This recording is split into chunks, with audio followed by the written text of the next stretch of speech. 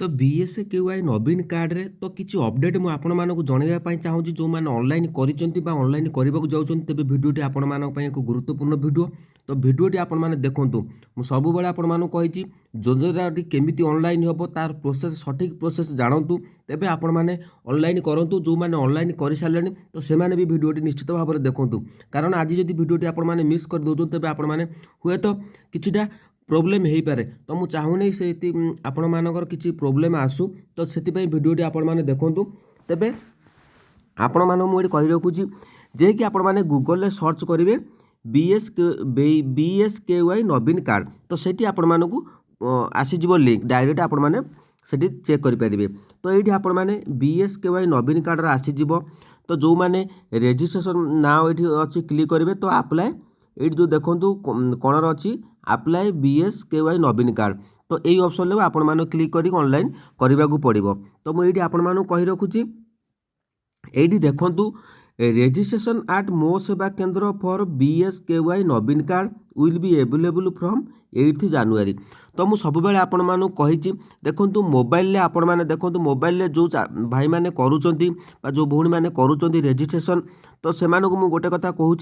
देखूँ मोबाइल आउ ये आपण मानू दे गवर्नमेंट तरफ जो मैंने मो सेवा केंद्र आईडी नहीं तो सेठी आपण मानू जदि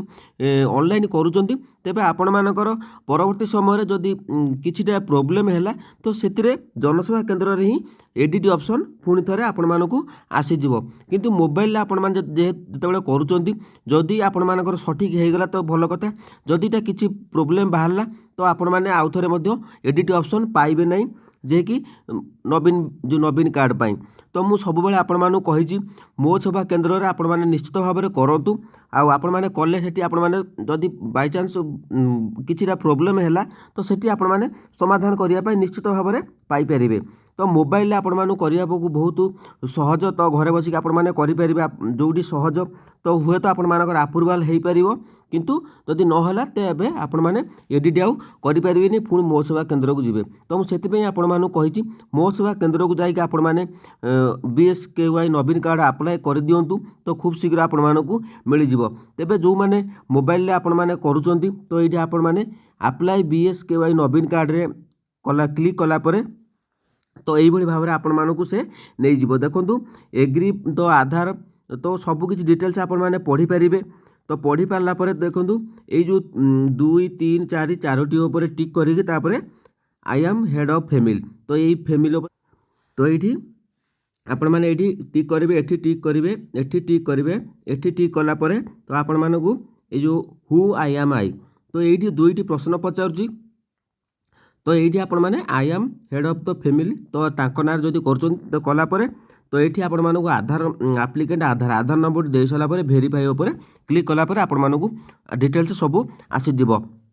तो मुझे चाहू नहीं आपण मानक किसी असुविधा पाई जो मैंने मोबाइल ऑलरेडी कर दीजिए आपण मानकर सक्सेस हो जाऊ किंतु आपण माने चेष्टा करूँ मो सेवा केंद्र में करने BSKY कार्ड। तो ये आप देखिपे सबकि तार डिटेल्स लिखि दूँ BSKY कार्ड आपण मानक जनसेवा केंद्र में करने को पड़ो। तेबे बुझीपारे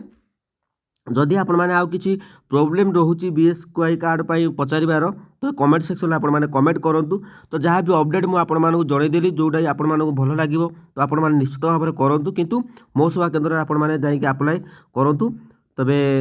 आपण मैंने निश्चित भाव में सक्सेस हो। तो मो सेवा केंद्र में बर्तमान एडिट ऑप्शन टी नहीं तो पुणी एडिट ऑप्शन टी आसीपारे आसो किंतु आपण मैंने व्यस्त हूँ नहीं आपण मैंने खूब शीघ्र BSKY कार्ड निश्चित भाव में आपण मानक मिल जाव।